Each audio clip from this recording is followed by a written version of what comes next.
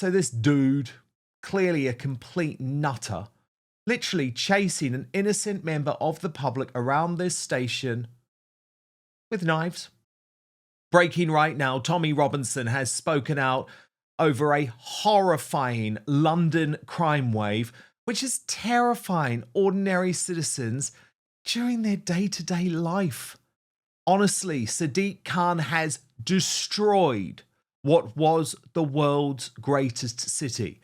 And what's more, we can now reveal that Deliveroo drivers are probably illegal immigrants these days. They are getting jobs the moment that they arrive off small boats, even though so many of these folk are terrorists, are rapists, are murderers, are people traffickers. Honestly, it makes me sick what's going on.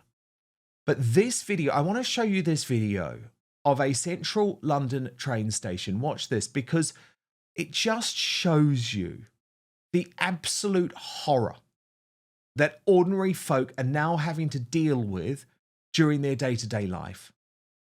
So this dude, clearly a complete nutter, literally chasing an innocent member of the public around this station with knives. And the threat that we now face this was at Earl's Court Station, but the threat that we now face is just so perpetually in our face. And a lot of these people are psychopaths. I mean, look at his reaction post-arrest. Can you believe that more than half of you are watching this video but not subscribed? So please do me a huge favor. Click the subscribe button now. Turn on the notification bell so you'll be alerted to all of our brand new Outspoken videos.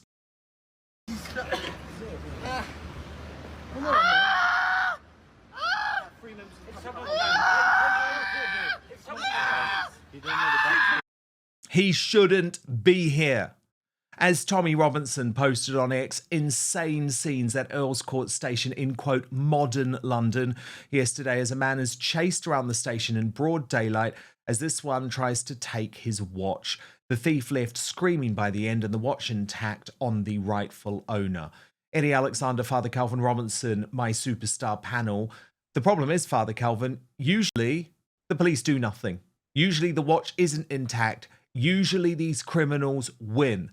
And it's the reason why so many people, including you, have decided to escape the city that we once loved, because we are literally watching its destruction. And this isn't an issue that's just about London, by the way, because I think London is a microcosm for what is about to happen across all of the United Kingdom, because Operation Scatter means these terrorists, these rapists, these murderers who are coming across on the small boats are in your towns, are in your community, and there's nothing that we can do about it.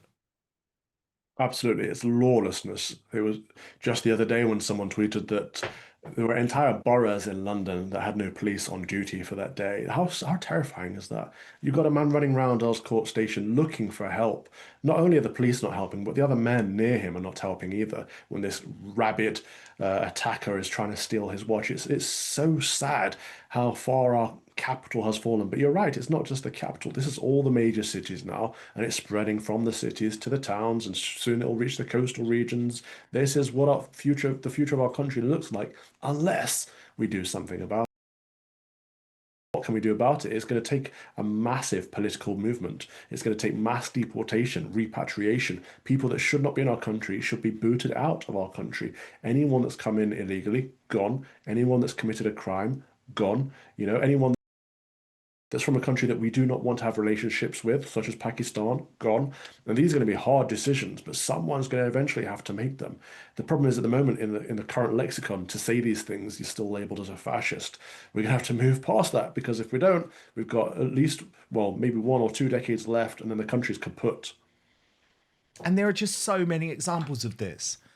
And Eddie, it's often Tommy Robinson who does bring these to wider attention. And now that he's out of prison, it's happening again. And I think it's great. But of course, the mainstream media, the political establishment, this is why they hate him. I mean, look at this new example. Driver who tried to kidnap 10 children in Newcastle appears in court. Never heard of these beasts referred to as driver before. Of course, they've got the comments off. And this driver, what do we know about this driver, Eddie? Well, that video which you just shown us at Earl's Court, I think that perfectly sums up modern London. Last year, there was over 938,000 crimes reported, over 250,000 violent crimes reported. On average, there was 24 sexual assaults reported a day. That's one an hour. That's modern London. And by the way, charities say that people aren't even reporting the sexual assaults that are going on in London. So the number could be a lot higher. We have thugs on electric bikes who are waiting to pounce on you if you've got your iPhone out. We have thugs in balaclavas who will put a knife through your throat, Dan, whether you're on the tube, whether you are walking down Oxford Street. They will kill you in cold blood if you have an expensive watch or if you have an iPhone. There are numerous examples of this. This is modern London. In 2023, there was over 13,500 knife-related incidents just in the capital city alone. And who have we got overseeing all of this madness? We've got a London mayor who is more interested in facilitating pro-hate marches every single weekend in London. And like what you said, Dan, you made a very, very interesting point. We can extrapolate what's happening in London. We can extrapolate that into numerous towns and cities up and down the length of the UK. And I find it very interesting how 1 in 10 people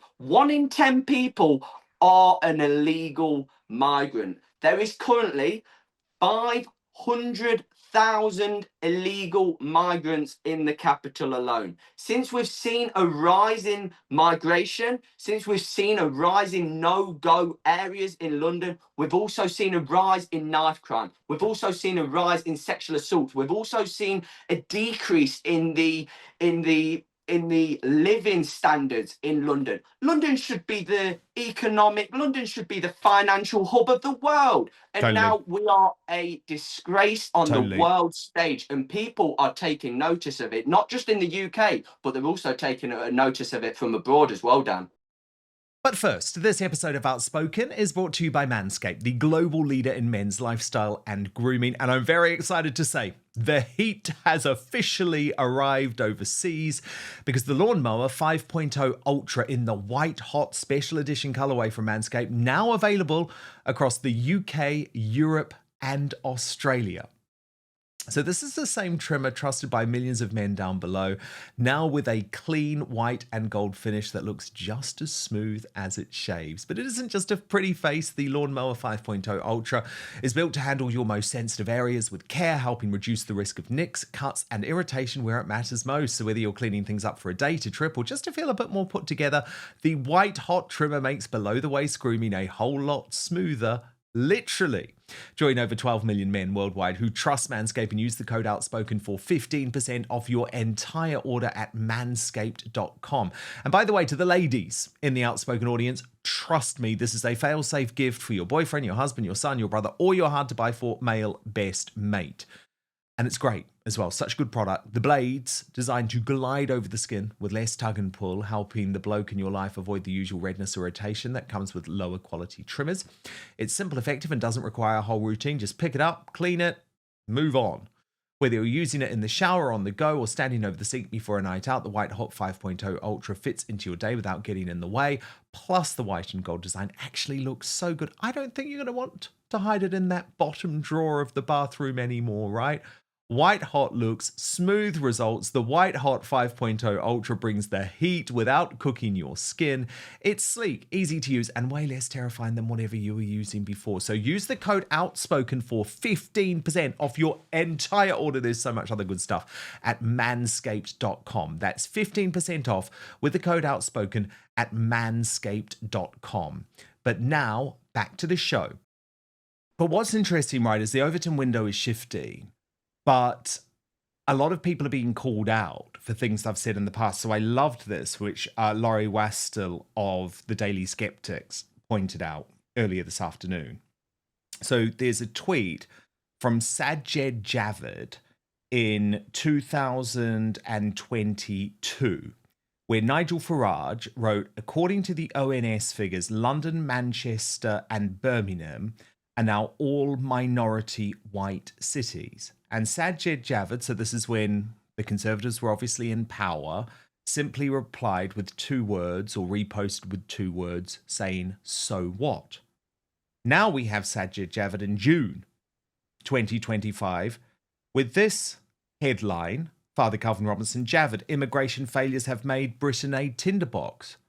So the point is, Calvin, like, you should not have been saying so what? You were in power. And at that point, the Boris wave was actually introducing millions of people to this country. And you said, so what, Javid? Absolutely. It's a grave problem. We have mass legal and illegal immigration, and much of it happened former Prime Minister Boris Johnson, when Sajid Javid was, of course, in government minister himself.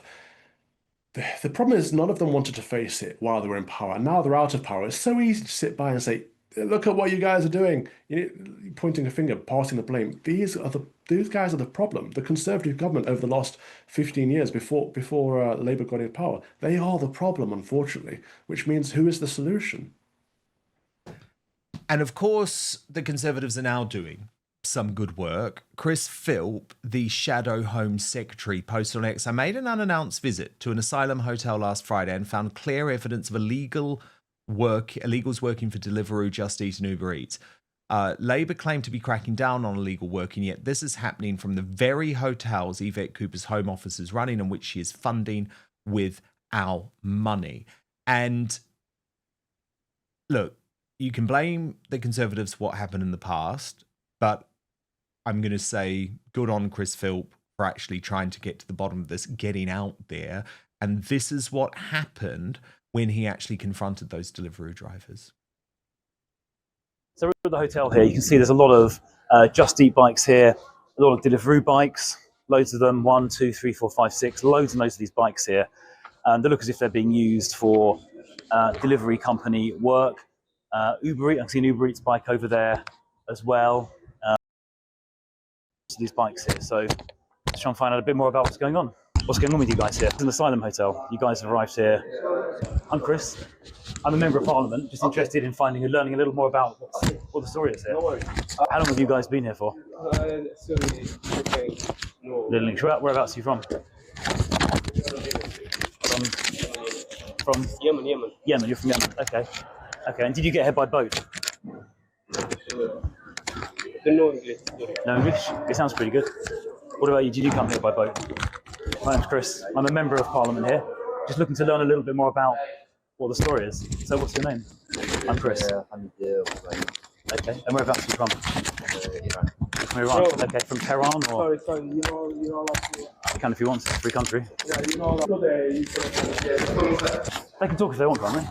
No. So I've just spoken to the shopkeeper in the shop behind me. He confirmed the hotel is an asylum hotel, and people, he said, arrived on small boats are now staying there. And he also said he's seen lots of the residents of the hotel doing work on Uber Eats, on Deliveroo, and those kind of companies. So obviously working illegally. I mean, Eddie Alexander, this is just so shocking. But we know it's happening, but it's so shocking. Well, it is so shocking, and these people have arrived within hours, so I'm being told, and they're being processed. And I take this stance, and it will probably upset some people, but these people should not be put up in 4- and 5-star hotels up and down the length of the UK. These people are not refugees. There is no war going on in France. They have no reason to be coming over here from France. They're only coming over here for one reason, and it is economically. And in 99.9% of these hotels, they are all predominantly young, fighting-aged men. And what is the reason for having them here? Is it to use them as cheap labour? Or is it for another sinister reason? Because could these people just be innocent people seeking asylum? Could these people just be coming over here to do deliveries on Deliveroo or Just Eat or Uber Eats? Or could some of these people be Iranian sleeper cells? Could some of these people be Pakistani grooming gang members? Could some of these people go on to commit a heinous, I mean, for people like us, Dan, an unthinkable level of spontaneous brutality, senseless and merciless violence? I'm not willing to take that risk, and I do not understand why the government are willing to take that risk either with our safety, with our country's safety. Father Calvin Robinson, can you take this seriously, coming from Chris Phelp, who was, of course, a member of the last government? I do find it frustrating that they weren't interested in this while they were in government. But it is great to see. It was fascinating, that video, firstly, because as a member of parliament, he still faced the same challenges that independent media journalists have faced, in that the security want to turn you away. They don't want, at any cost, they don't want you speaking to these so-called asylum seekers. Even a member of parliament can't get to speak to them. What does that say? Like, what are they hiding? And of course, the fact that these illegal immigrants are working before they've been processed is problematic. When I lived in London, a couple of the Uber Eats and Deliveroo drivers used to stop me every now and then and tell me about this. They used to say, you know, oh, I'm competing with illegals. It's like a cash in hand job. I don't know exactly how it works, but it's like they couldn't outcompete all these illegals that were flooding the market, and so they were essentially being pushed out of a job.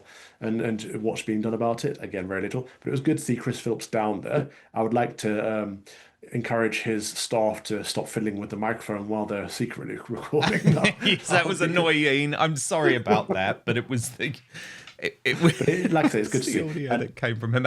He needs to speak to Robert Jenrick's team, because Jenrick's doing it a bit better. I mean, they're all trying to be Jenrick now, aren't they? They've realised Jenrick's the favourite to be the next Conservative leader because he's doing all of the social media stuff great. And so they're like, oh, we've got to get in on the act. But I think the difference with Jenrick, he's much more natural at it and clearly has a great team behind him. But look, he needs some advice from you two brilliant independent journalists. Father Calvin Robinson, thank you so much. And for the first time, the activist, Eddie Alexander. Brilliant to have you both here. Been a pleasure, Dan. Many congratulations to you as well, sir. Thank you so much. Thank you so much, Eddie. Really, really great to see you today. Thank you so much for watching Dan Wootton Outspoken. Please click on my face just to the bottom left to subscribe to this brand new independent news source, and turn on the notification bell so you'll be alerted to our brand new live shows, uncancelled interviews, and special royal episodes. Outspoken is also now available as a podcast, so you can listen to the show every weekday on the go, wherever you are.